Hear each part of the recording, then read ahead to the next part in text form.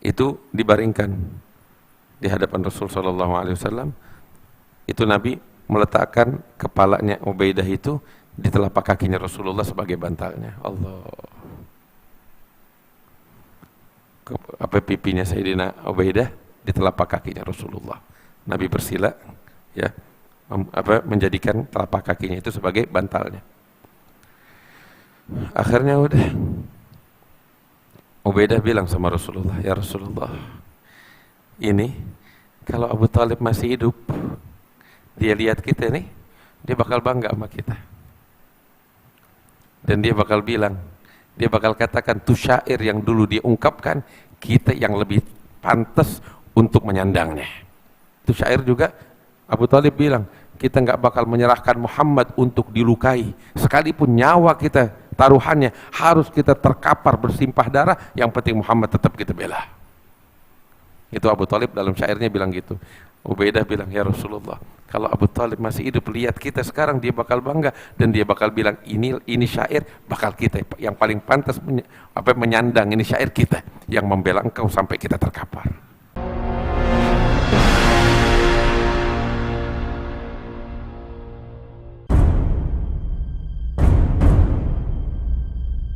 Maka nggak lama meninggal Ubaidah Ibn al-Harith, ya, dan Nabi Muhammad SAW bangga dengannya. Terus lagi, udah duel selesai, ya, terus mulai deh tuh Nabi bilang sama sahabat-sahabatnya, kalian jangan mulai peperangan sebelum aku perintahkan, sekalipun musuh sejengkal di depan kalian, kalau belum aku perintahkan jangan, ya, jangan ngeluarin pedang atau tombak atau apapun sebelum aku perintahkan, biar musuh mendekat dan mendekat, kita dalam jarak dekat kita bisa menang. Maka saat itu, ya, mereka menjalankan apa yang diperintahkan Rasulullah sallallahu alaihi wasallam. Akhirnya Nabi ngatur barisan. Semalam saya cerita tentang Abdurrahman bin Auf, ya. Udah, dari sisi musuh itu kan kehausan, nggak punya air. Ketika mereka berbaris ngelihat telaga di situ, dikuasai air, mereka udah kalah start, kalah dalam strategi penguasaan air, marah kehausan. Ada satu orang dari mereka namanya Al-Aswad bin Abdul Asad Al-Makhzumi bilang, gue sumpah apapun yang terjadi, gue bakal mencapai itu tempat air, telaga, ya, gue bakal minum di situ, sekalipun gue mesti mati. Maka dia nggak pikir panjang, nih musuh nih, dia maju. Begitu maju, turun Hamzah bin Abdul Muttalib, mau apa lo? Gua mau ke situ. Akhirnya ditebas sama Hamzah. Begitu ditebas, dia ini udah terkelap duluan. Siapa ini? Si Aswad ini, Aswad bin Abdul Asad. Langsung dia ngerangkak, dikejar lagi sama siapa namanya? Hamzah bin Abdul Muttalib untuk ditebas, lolos. Sampai akhirnya berhasil mencapai ke telaga. Begitu di telaga, ditebas, dia mati dalam telaga. Begitu. Udah. Akhirnya ketika ngelihat ini mati, musuh nih langsung menyerbu. Nabi SAW sebelumnya itu naik ke kemahnya. Dia doa sama Allah. Dalam doanya dia bilang, ya Rabb, engkau menjanjikan kepadaku kemenangan. Kalau engkau mau, nih binasakan mereka, engkau gak bakal pernah disembah lagi. Nabi bilang, ya Hayyu ya Qayyum, ya Hayyu ya Qayyum, sampai itu sorbannya lepas dari badannya Nabi. Sayyidina Abu Bakar ngelihat Nabi doa begitu, dipeluk dari belakang. Bilang, ya Rasulullah, cukup, Allah udah janji akan memberikan kemenangan. Maka saat itu Nabi bilang, absyir ya Abu Bakar, ini Jibril datang. Di belakangnya pasukan. Jibril datang dengan kudanya, di belakangnya pasukan. Malaikat ikut turun. Lebih dari 1.000, 2.000 sampai 5.000 prajurit dari golongan malaikat dipimpin oleh Jibril, Mikail, wa Israfil, pakai imamah kuning. Mereka tinggi-tinggi semuanya. Jibril dengan kudanya, ya, kudanya itu namanya Khayzum, ya, turun. Maka pasukan mulai menyerang. Nabi perintahkan untuk menyerang. Mulai deh tuh. Yang kemarin semalam saya cerita, Dua anak kecil dari Ansor menyerang siapa namanya? Abu Jahal, ditebas Abu Jahal. Malaikat ikut turun. Itu para sahabat sampai heran, mereka baru mau nebas, ya kepalanya musuh deh, putus duluan. Mereka heran, dari mana? Enggak taunya malaikat. Sampai akhirnya dengan waktu yang singkat, itu musuh dipukul mundur. Padahal jumlahnya 1000 orang. 900 sampai 1000, ini 313. Itu terpukul mundur, dikejar sama para sahabat. Sampai akhirnya mereka kabur terbirit-birit, meninggalkan base camp mereka. Para sahabat menyerang, mereka kabur. Itu ya yang dikisahkan juga Umayyah bin Khalaf. Tahu Umayyah bin Khalaf? Yang tadi tuh, yang kagak mau keluar, yang bilang mau gembosin. Dia nih, Umayyah bin Khalaf, tahu apa? Dia ini karena kan termaksud orang kaya raya, ya, konglomerat, hidupnya enak. Jadi itu badannya nih gomyor, bukan gemuk lagi, gomyor, tahu gomyor? Ya, lemak semua. Jadi kalau lari tuh badannya dia tuh goyor deh, kayak sarung goyor. Ya, gemuk, nggak bisa lari dia. Ya, dan dia punya masalah sama siapa tahu? Bilal bin Rabah, Ammar bin Yasir. Dia ini dulu majikannya Bilal yang nyiksa Bilal habis-habisan. Yang nyiksa Bilal habis-habisan. Dan dia juga majikannya Ammar bin Yasir yang nyiksa Ammar bin Yasir habis-habisan. Disiksa habis-habisan.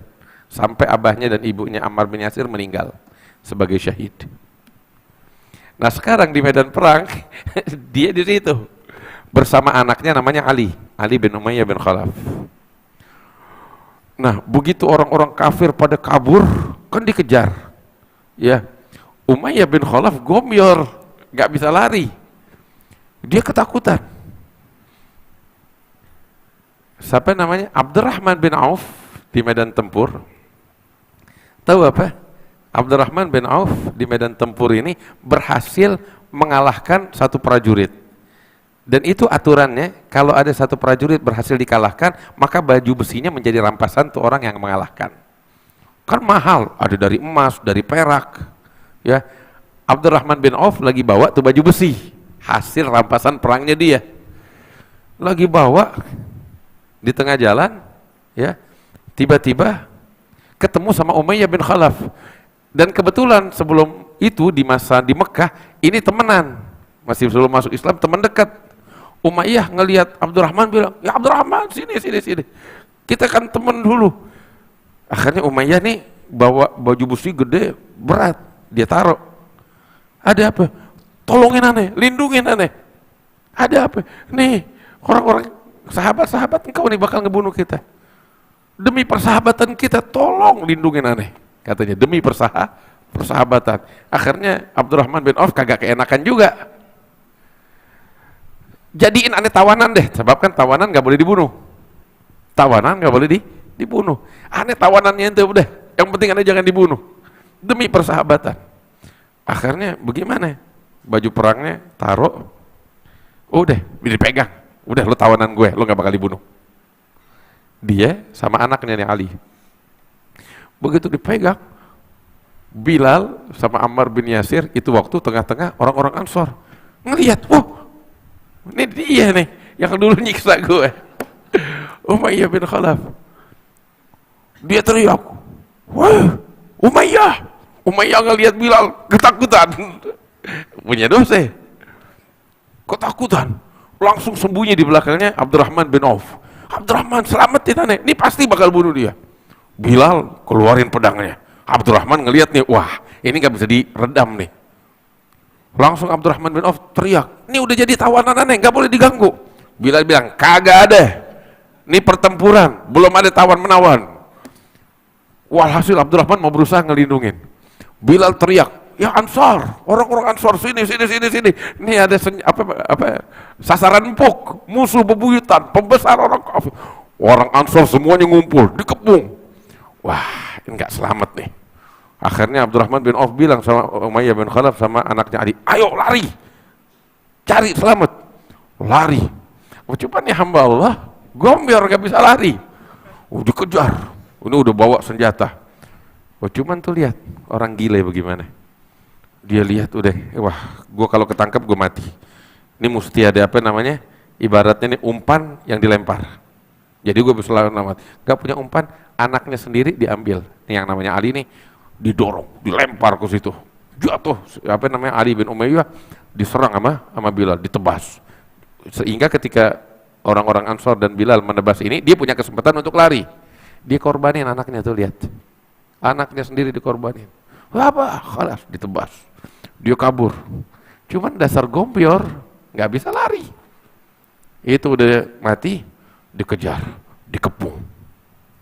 Dia ketakutan, berlindung di belakangnya Abdurrahman bin Auf.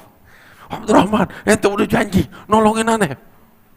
Aneh mau bilang apa? Oh, jangan, ini udah panas sudah deh. Nggak ada. Ini penjahat besar, harus dihabisi. Akhirnya Abdurrahman udah nggak habis pikir lagi bagaimana, nggak pikir panjang. Celentang sono, tengkurap. Bilang sama Umayyah, ada apa? Lu tengkurap udah. Dia tengkurap. Maka Abdurrahman, si Umayyah udah tengkurap, ya. Abdurrahman bin Auf di atasnya. Di atas. Jadi maksudnya apa? Jadi gue di atasnya, lo kalau mau nebas dia mesti nebas gue. Begitu. Cuman Bilal nggak peduli. Kagak ada urusan, dia tusuk dari pinggir. Ditusuk dari pinggir.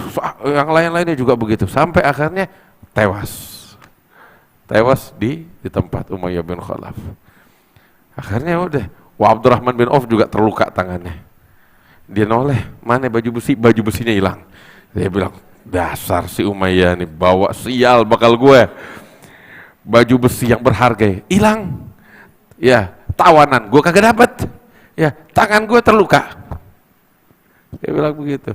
Hasil udah. Sampai akhirnya pertempuran usai dan kemenangan diraih oleh Nabi Muhammad SAW dan para sahabatnya. Begitu. Orang-orang kafir kabur, terbirit-birit. Mereka tinggalkan base camp mereka, pulang lari di tengah padang pasir tanpa bawa bekal, pergi ke Mekah. Kaum muslimin masuk ke base camp mereka dan mengambil segala harta rampasan perang dengan membawa kemenangan.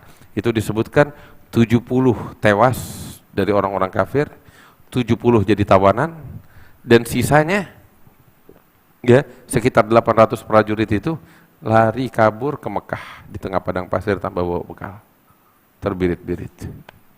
Dan kaum muslimin pulang dengan membawa kemenangan. Itu yang terbunuh di medan perang dari kaum muslimin yang mati syahid, tahu berapa banyak? Hanya 14 orang. Hanya 14 orang. 14 orang itu 6 dari kaum muhajirin, dan selebihnya berarti berapa itu sisanya? 8 dari orang-orang Ansar, 2 dari suku Aus, dan berapa? 6 dari suku Khazraj. Ya. Dan mereka semuanya dimakamkan di mana namanya?